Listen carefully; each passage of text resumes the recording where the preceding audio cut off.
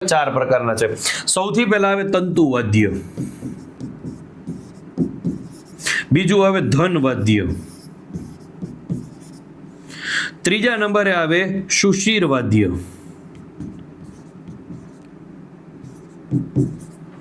अने अवनादवाद्य। साहेब चारे चार प्रकारना वाद्य तमारे लोको याद राखवाना छे। कुल चार प्रकारना वाद्य छे।